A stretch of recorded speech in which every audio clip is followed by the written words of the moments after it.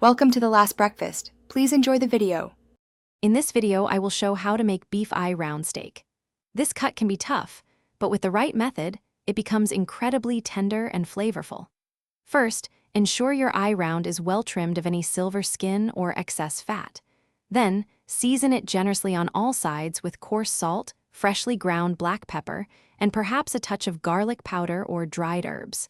This initial preparation is key to building a delicious crust.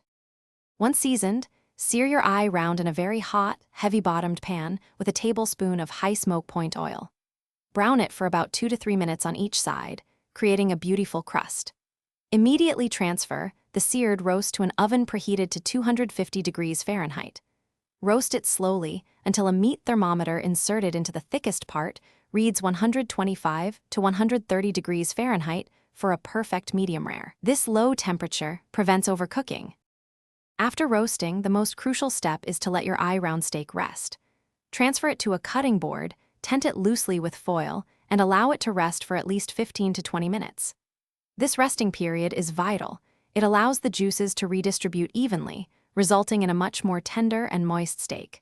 When ready, slice the meat very thinly against the grain, about 1/8 to 1/4 inch thick, for the best eating experience.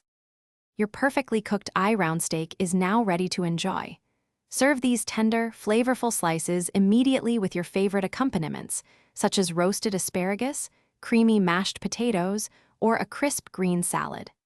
The thin slices are also fantastic for making delicious sandwiches the next day.